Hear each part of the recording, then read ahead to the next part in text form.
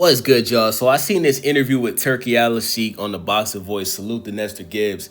And they were talking about Jaron Ennis, right? So Turkey Alalshik says that Jaron Ennis and his team told him that he wants a tune-up fight at 154. And Turkey Alalshik says that, we don't do tune-up fights at Rider season, and if Boots wants to have a tune-up fight, he has to do it directly with Eddie Hearn. He's not going to pay Jaron Ennis to take a tune-up fight. Now, I understand where Turkey Alashik is coming from, bro.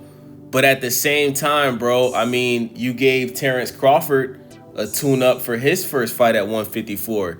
Guys, Israel Majamov, I think the guy only had 9 professional fights when he fought Terence Crawford. He only had 9 or 10 professional fights. That's a tune-up. Now, Israel Majamov did really good against Terence Crawford, right? I think he won that fight. He came into that fight with a game plan that was very unpredictable, that kind of was throwing Terence Crawford off. And he was landing a lot of punches on Terence Crawford, and he was backing him up for a majority of the fight. But that was a tune-up, bro. Listen, if you're a professional boxer and you only have 9 or 10 professional fights, and you're going up against a guy that has 30 plus fights, he's undefeated, like Terence Crawford, and he's a 2-time undisputed champion in 2 different weight classes, that's a tune-up, bro. So why did you give Terence Crawford a tune-up, but you don't want to give Jaron Boots Ennis a tune-up? Is it because you're cool with Terence Crawford and Crawford doesn't like Boots? And you know what I'm saying? Like that seems like a very biased statement from Turkey Alashik, bro. And I didn't like that. I didn't like that answer, bro. I think that's pussy, bro. Honestly, bro. Like Turk, you wrong for that, bro. Boots is moving up to a different weight class, and I think that he's earned the right to, if he wants to get his feet wet at the new weight class and he doesn't just want to jump in there and fight a killer, I think that's the smart thing to do. You understand what I'm saying? Now I will say this. Who said this, bro? Eddie Hearn.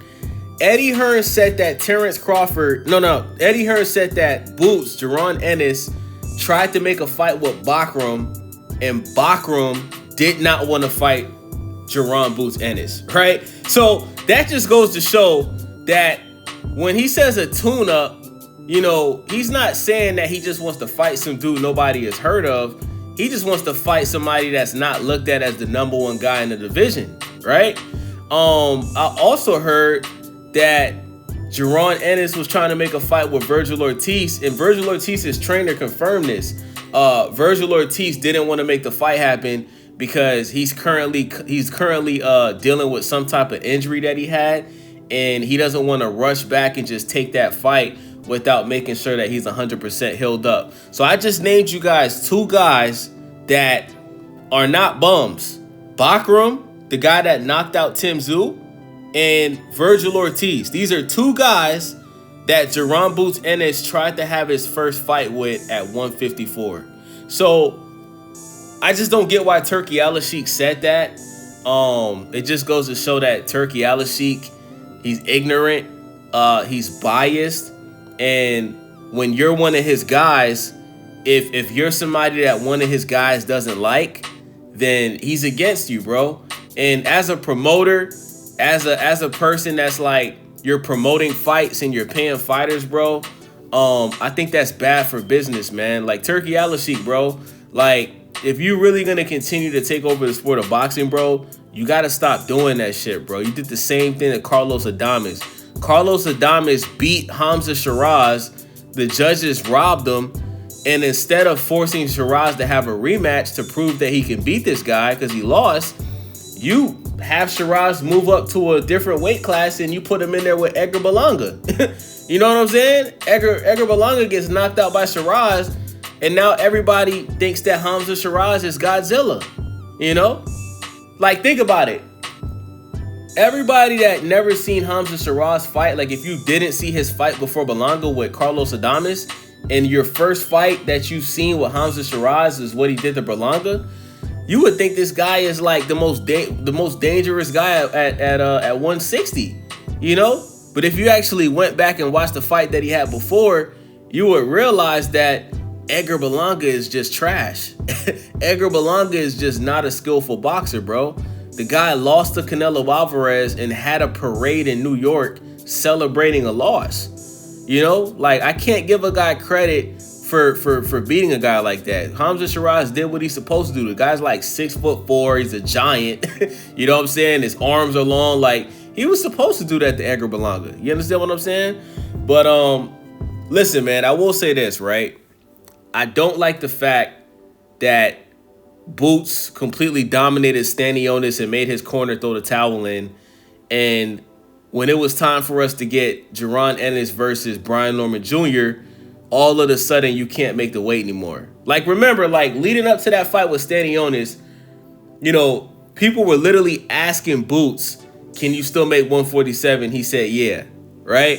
So you have one of your best performances against Stanionis, you dominate, and a lot of people thought he was going to lose that fight. You know what I'm saying? You dominate the fight, and then all of a sudden you moving up to 154. I thought that was so weak, bro. Like, Brian Norman Jr. is literally like like, all you had to do was fight him and that's it, bro. You fight Brian Norman Jr., you fight Mario Barrios, you unify the division, and then you move up. But according to Jaron Ennis, he claims that he went to the doctor, and the doctor pretty much said that, you know, it's not good for him to continue making 147, and he said that he wants to be the best version of himself. So I respect it, bro, but, you know, I feel like he ducked Brian Norman Jr. I got to be honest and say that, bro. I feel like Boots just didn't want to, you know, I felt like he just didn't want to make that sacrifice to make that fight happen, bro. And that's a fight that hardcore boxing fans wanted to see, man. You know, let's get the two best guys in the division fight. So now that he's at 154, man, I'm gonna hold Boots accountable, bro.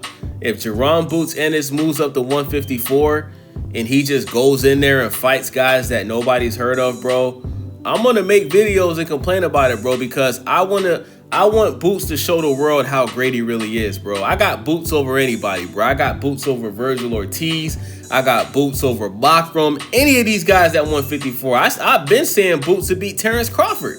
I said Terence Crawford ducked Boots, and he did. You know what I'm saying? Like, Terence Crawford can still make 147. He doesn't want to fight Boots because Terence Crawford wants to finish his career fighting boxers that's gonna get him paid the most money, and I respect that. You know what I'm saying? But hey, maybe Turkey Alashik can make that fight happen. If Terence Crawford beats Canelo, or even if he loses, maybe Turkey Alashik can pay Crawford enough money to want to take a fight with Jaron Ennis. You know what I'm saying? So let me know what you guys think about this video. Do you guys think that Boots is ducking people? Do you guys think that he's ducking top level competition? Because Eddie Hearn said that Boots offered a fight to Virgil Ortiz and he turned it down because Virgil Ortiz had some type of injury that he's coming back from, and they don't want to take a fight with Jaron Ennis, and they want to make sure that they're 100% healed up before they take that fight. And Eddie Hearn said that Boots offered Bakram a fight, the guy that knocked out Tim Tszyu, and Eddie Hearn said Bakram didn't want to fight him. So with that being said, man, let me know what y'all think, man. Do you guys think Boots is ducking elite fighters? Let me know in the comment section. It's your boy Wavy, Stay Wavy TV. Subscribe, leave a comment, thumbs up the video. Thank you for watching. I'm out.